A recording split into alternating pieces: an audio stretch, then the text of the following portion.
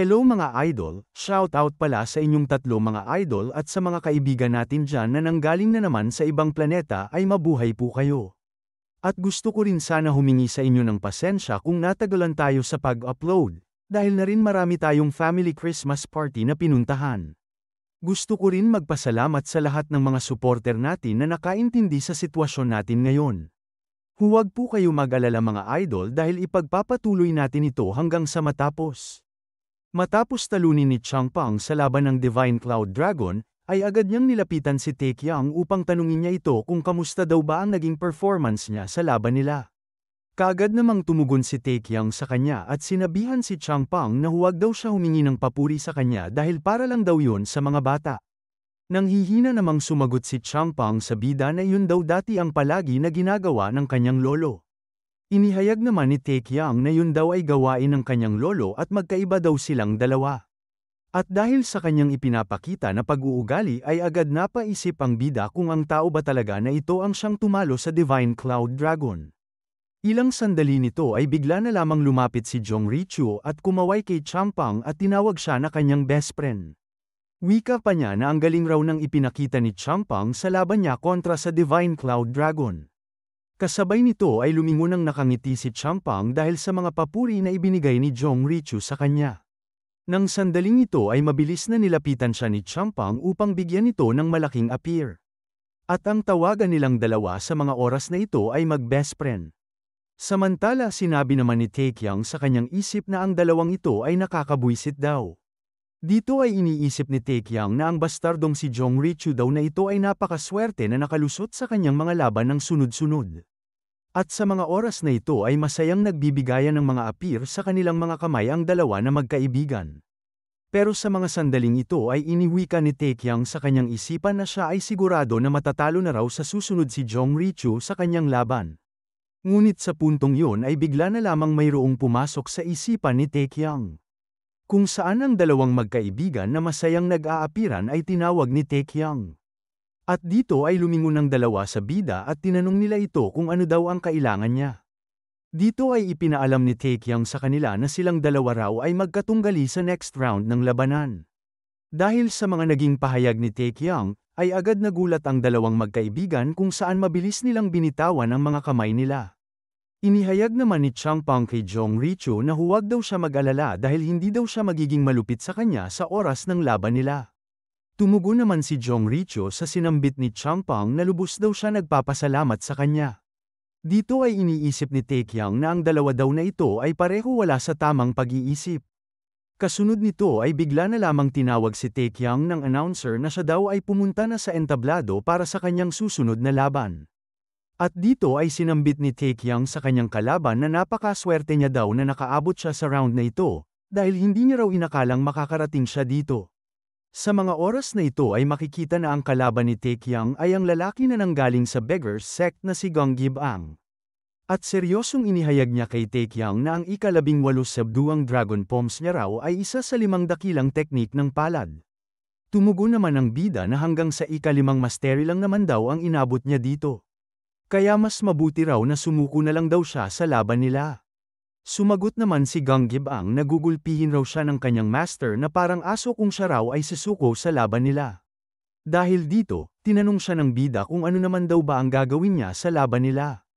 Ilang sandali ay bigla na lamang nagpakita ng kakaibang anyo si Gonggibang, kung saan ang kanyang katawan ay binabalot ng isang kakaibang kulay dilaw na aura. Sa kasunod nito ay tinutok niya ang kanyang kawayan na sandata sa harapan ng bida. At kasabay nito ay inihayag ni Gonggibang na mayroon lang daw isang pagpipilian sa mga oras na ito. Kung saan sinambit niya na ang club technique raw ng sekta nila ay isa ring pinakamalakas sa buong mundo. Wika pa niya kay Taekyang na papagapangin raw siya nito at papaluin na parang asong ligaw sa kanto.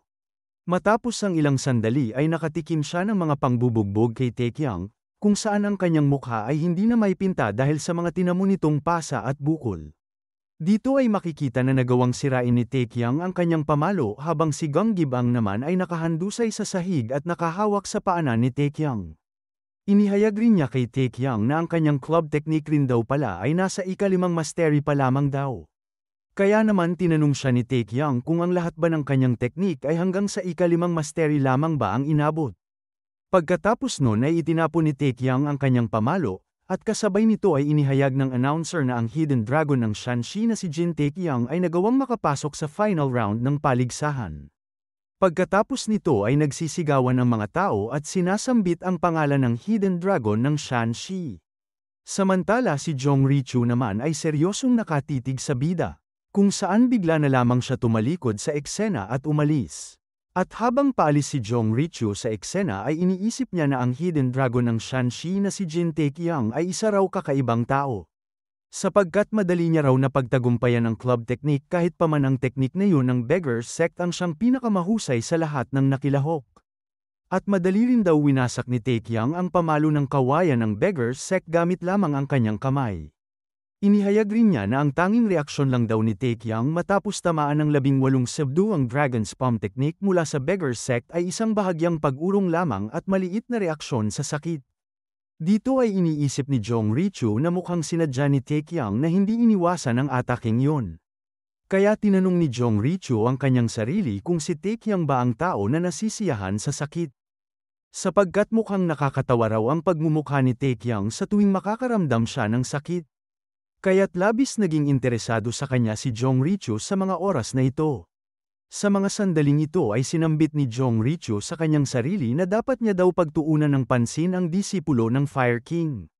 Kasabay nito ay sinusundan pala si Jong Richu ng mga Hidden Shadow Pavilion, kung saan kinausap nila ang kanilang Pavilion Master tungkol sa kanyang mga kautusan gamit ang sound transmission. Tumugon naman ang Pavilion Master sa kanyang dalawang kasamahan na sundan raw nila ng maigi si Jong Richu, pero dapat rin daw nila panatilihin ang tamang distansya sa pagitan nila. Tumugon naman ang mga tauhan niya na maaaring hindi daw nila siya masundan kung gagawin nila yon.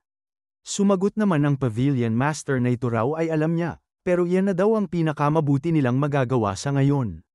Tinawag rin niya ang pang-4 at pang-5 tauhan niya na bantayan raw nila ng maigi si Jin Taekyang at si Changpang. At pagkatapos raw ay iulat daw nila agad sa kanya kung lalapit ulit si Jong Richu sa kanila. Kaagad namang sumunod ang mga tauhan niya at hindi na nagreklamo sa utos ng kanilang Pavilion Master. Dito ay makikita na ang isang pulubing lalaki sa may gilid ng bangkita ay agad na tumayo at umalis sa kanyang pinupwestohan. Kung saan sa mga sandaling ito ay pumasok siya sa isang maliit na eskinita. Ilang sandali nito, ay bigla na lamang pumisik ang katawan ng lalaking pulubi. At pagkatapos nun ay bumalik siya sa kanyang totoong anyo ng kanyang pangangatawan kung saan ang kanyang katawan ay umuusok sa mga oras na ito. Dito ay makikita na ang nagpapanggap pala na pulubi sa tabi ng bangkita na dinaanan kanina ni Jong Richu ay si Master Song. Inihayag niya sa kanyang sarili na siya raw ay sigurado na mukhang nakilala na niya dati si Jong Richu. Ngunit hindi niya daw masasabi pa sa ngayon kung kailan at saan ito nangyari. Wika niya na pagkatapos niya raw matutunan ang sining ng pagpapanggap, ay nakalimutan na niya ang isang mukha na nakita niya noon. At kahit pa daw ang kalaban ay nakadisguise o nagkukunwari, ay maipagmamalaki niya pa rin daw ang kanyang kakayahang makilala sila sa pamamagitan ng kanilang kilos o pangangatawan. Dito ay tinatanong ni Master Song ang kanyang sarili kung sino ba talaga si Jong Richu at kung ano kaya ang binabalak niya. Matapos nito ay bigla na lamang nakaramdam si Master Song ng labis na pananakit sa kanyang kaliwang paa. Kung saan pumasok muli sa kanyang memorya ang sinambit ng isang lalaki kung saan pinupuntirya nito ang kanyang mga paa. At mukhang ang lalaki rin na ito ay mayroong kaugnayan sa kanyang nakaraan. Kaya naman napasabi si Master Song na muli na namang sama-sama ang pakiramdam niya at patuloy na naman daw itong lumalala. Matapos ang lahat ay lumipat ang eksena sa kanila ni Taekyang. Kung saan sa loob ng kanyang tinutuluyan ay nagtatanong ang bida kung bakit raw nandito si Mujin. Sumagot naman si Mujin na siya raw ay pumunta dito para makasama siya kung sakaling maiinip daw siya dito. Kaya wika pa niya sa bida na dapat sana raw ay ipagmamalaki pa siya nito sa kanyang mga ginawa.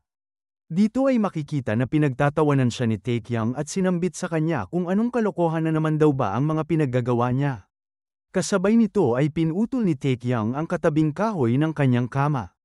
Kung saan iniutos niya kay Mujin na siya raw ay lumuhad sa kanyang harapan. Kaagad namang nagtanong si Mujin kung ano na naman daw ba ang mali sa kanyang ginawa. Dito ay makikita na galit si Taekyang at tinatangka na namang paluin si Mujin ng 2x2 na kahoy.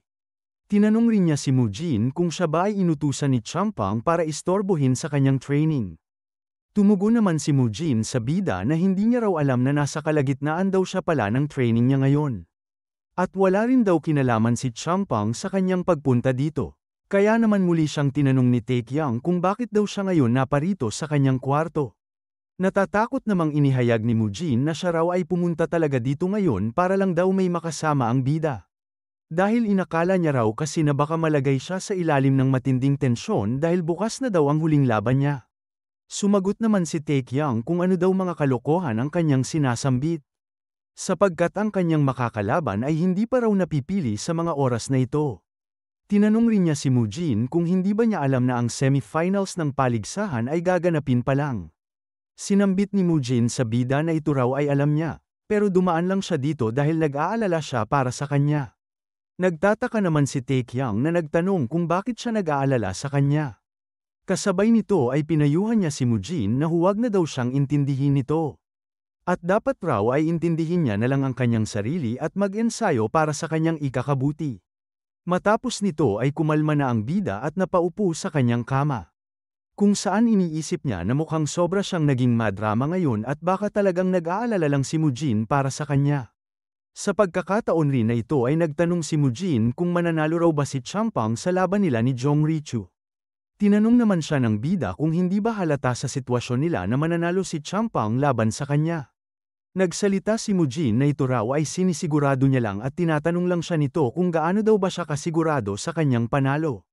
Dito ay makikita ang pagmumukha ni Mujin na tila mayroong malaking pusta na namang itinataya sa mga pagkakataong ito. Kasabay nito ay iniisip ni Taekyang na ang hitsura daw ni Mujin ngayon ay tila napakasakim at mayroong masamang binabalak. Matapos nito ay napatingin ang dalawa sa labas ng bintana dahil bigla na lamang nila narinig ang malakas na hiyawan sa labas ng kanilang kwarto. Sa puntong yun ay napaisip ang bida na mukhang nagsisimula na ang laban sa pagitan nila ni Champang at Jong Richu. Pero ang resulta raw ng laban ay napagpasyahan na. At ang laban raw nila ni Champang at Jong Richu ay parang inihampas mo ang itlog sa isang bato. Kung saan ang batong yun ay si Jong Richu. Subalit mas magandang ideya raw na panuorin nila ang laban nila at tingnan kung paano ito magtatapos. Kaya naman agaran niyang inihayag kay Mujin na sila raw ay umalis na at pumunta sa laban nila ni Champang. Ngunit sa pagkakataon rin na yun ay mas mabilis pa pala na kumilos si Mujin kaysa sa kanya, kung saan ang hinayupak na yun ay bigla na lamang nawala sa harapan ni Taekyang. Kaya napawika na lamang ang bida na kung saan naman ba nagpunta ang bastardong yun. Lumipat ang eksena sa kasalukuyan kung saan makikita na nag-uumpisa ng umakyat sa entablado ang dalawang mandirigma na sina Champang at Jong Richu. Kasabay nito ay naghihiyawan ng mga tao at sinisigaw ang kani-kanilang mga pambato. Dito ay makikita na seryosong pinapanood din sila ng Fire King at ni King Dharma sa mga sandaling ito. Kung saan ang pinuno ng Hidden Shadow Pavilion ay nanunood rin sa gaganapin na laban nila. Sinisigaw naman ng isang tagahanga ni Jong Richu sa kanya na siya raw ay tumaya ng isang barya ng pilak sa kanya at wika niya na ipanalo niya raw ito. Inihayag naman ng katabi niyang lalaki na isa raw siyang tanga kung pumusta siya kay Jong Richu. Dito ay makikita na kinukutsa siya ng ibang tao dahil sa kalagayan ng espada niya na mukhang napakaluma na. Kaya tinatanong ng iba kung paano siya naging isang tunay na martial artist sa kalagayan na ito. Sa mga sandaling ito ay agad napansin rin ni Champang ang sitwasyon ng espada ni Jong Richu. Kaya naman kinausap niya ang kanyang kaibigan at tinanong si Jong Richu kung gusto ba niya hiramin ang kanyang espada. Sumagot naman si Jong Richu na huwag na daw, sapagkat para daw ito sa kanya upang gamitin ito sa laban nila. Inihayag naman ni Champang na okay lang daw sa kanya na wala siyang gagamitin sa laban nila. Kaya naman tinanong siya ni Jong Richu kung okay lang ba sa kanya na kahit wala siyang hawak na sandata. At kung paano naman daw siya sa laban nila kung wala siyang armas na gagamitin. Nagsalita si Champang na okay lang daw yun sapagkat magkaibigan naman daw silang dalawa. Tumugon si Jong Richu na taos-puso siyang nagpapasalamat sa kanyang mga alok, pero ang espada niya raw ay sapat na para sa kanya. Tumatawa namang inihayag ni Champang kay Jong Richu na kahit ano daw ang mangyari ay magkaibigan naman daw silang dalawa. Ngunit ikinabigla ito ni Champang matapos siyang tawagin ni Jong Richu at tinutok nito ang kanyang lumang sandata sa kanya. Dito ay makikita ang seryoso at nakakatakot na pagmumukha ni Jong Richu na nagbabanta kay Changpang at nagsalita na hindi raw sila magkaibigan dalawa. Matapos ang mga naging pahayag ni Jong Richu ay agad na itinumba ng Fire King ang kanyang inuupuang silya. Kung saan makikita na bigla na lamang siya tumayo at mahigpit na nakapiit ang kanyang kamao, dahil napagtanto niya na si Jong Richu ay hindi lamang isang pangkaraniwan na martial artist. Samantala inihayag naman ni King Dharma na si Jong Richu raw ay isang taong nakamit na ang napakataas na antas ng martial arts na nagmumukha lamang isang karaniwang martial artist. Ngunit ang kanyang tunay na lakas ay itinatago niya lamang. Kaya naman nagsalita si King Dharma na silang lahat ay lubos na nalinlang ni Jong Richu. Samantala iniisip naman ni Pang Chulho na kahit raw mabilisang ningning lamang ang kanyang nakita, pero kamangha-mangha raw ang daluyong ng China nakita niya mula kay Jong Richu. At siya raw ay isang tao na halos sinadya at nagpapanggap na muntikan pang hindi makaabot sa round na ito. Dahil dito, nagtanong si Pang Chulho sa kanyang mga kasamahan na kung si Jong Richu ba ay nasa antas ng isang higit sa karaniwan na martial artist. At kung ito ba ay posible ring mangyari sa isang tulad niyang bata. Sa kabila ng mga maraming katanungan na sumasagabal sa kanilang pag-iisip ay agad nagsalita si Master Song mula sa likuran na si Jong Richu raw ay isang higit sa karaniwang martial artist. Kaya naman nabigla silang tatlo at lumingon kay Master Song. Dito ay inihayag niya na si Jong Richu raw ay isang transcendent martial artist na mukhang nagtatago lamang sa kanyang kabataan na anyo.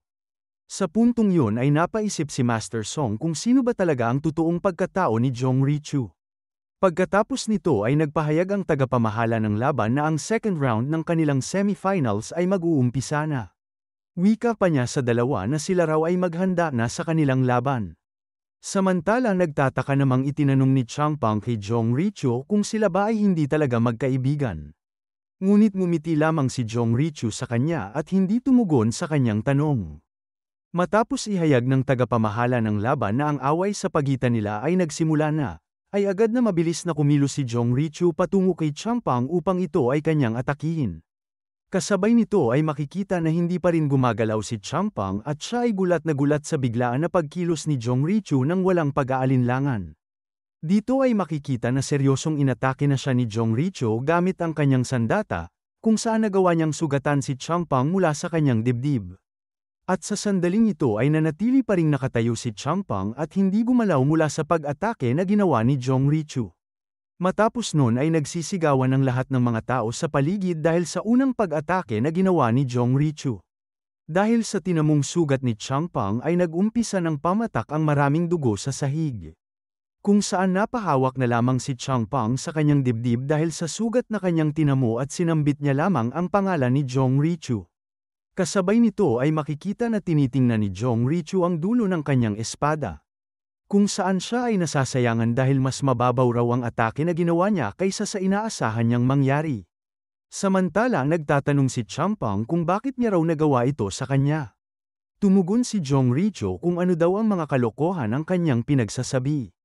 Sapagkat hindi raw ito pangkaraniwang mundo lamang dahil ang mundo raw na ginagalawan nila ay ang mundo ng Merem.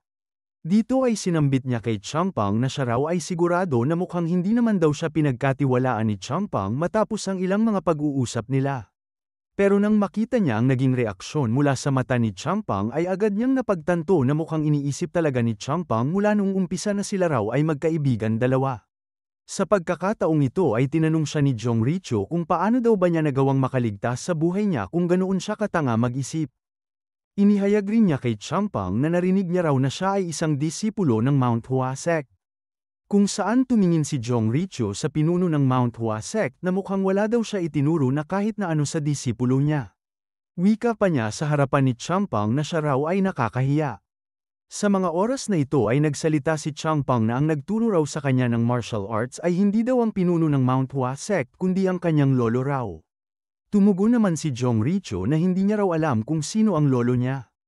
Pero natitiyak niya na matanda na daw siya ngayon, kaya naman tinanong niya si Changpang kung sino ang pangalan ng kanyang lolo. Dito ay inihayag ni Changpang sa harapan ni Jong Richu na ang kanyang lolo raw ay ang dakilang Sword Saint. Dahil dito, nagulat si Jong Richu sa kanyang mga naging pahayag. Kung saan tinanong niya si Changpang kung ang kanyang tinutukoy ba ay ang Sword Saint na si Mei Jonghak. Dahil sa mga ibinunyag ni Changpeng ay agad nagtataka ang lahat ng mga tao sa paligid kung saan pinag-uusapan siya ng iba kung bakit daw niya itinago ang kanyang totoong pagkakakilanlan noong umpisa. Sa mga kasunod nito ay nag-iisip si Jong Richu habang nagsasalita kay Changpeng na siya raw pala ay ang disipulo ng Sword Saint.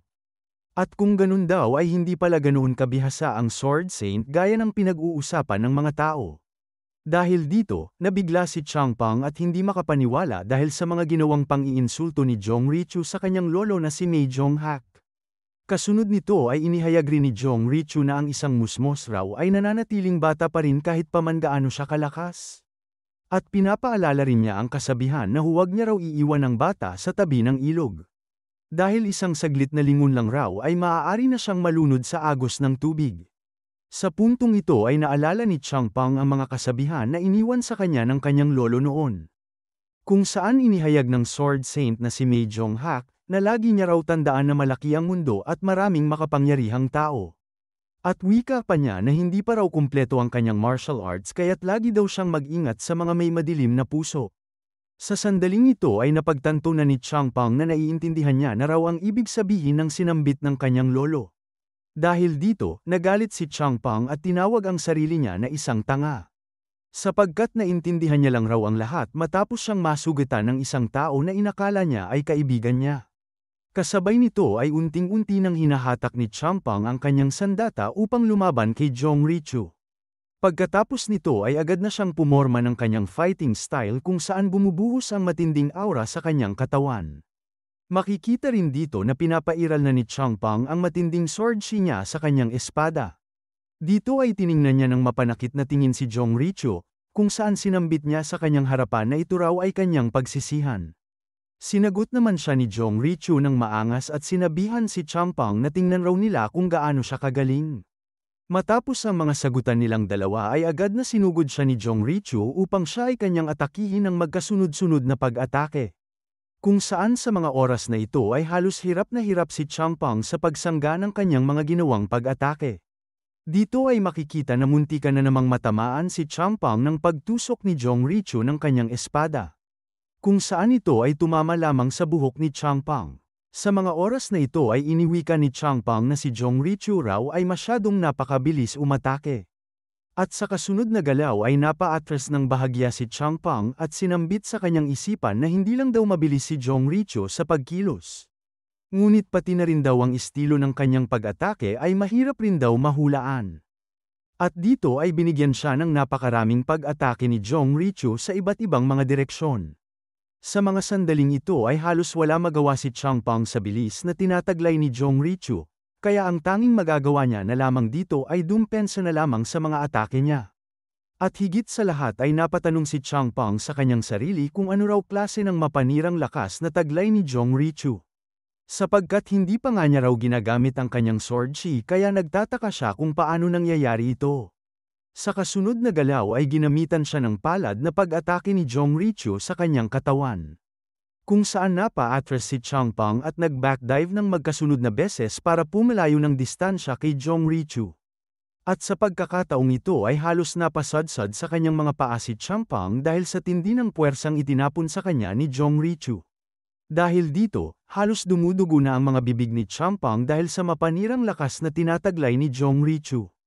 Sa magkasunod na galaw ay unting-unti ginamit ni Changpeng ang kanyang kasanayan. Kung saan ang kanyang mga mata at katawan ay nagliliyab sa aura na tinataglay ng kanyang plum blossom.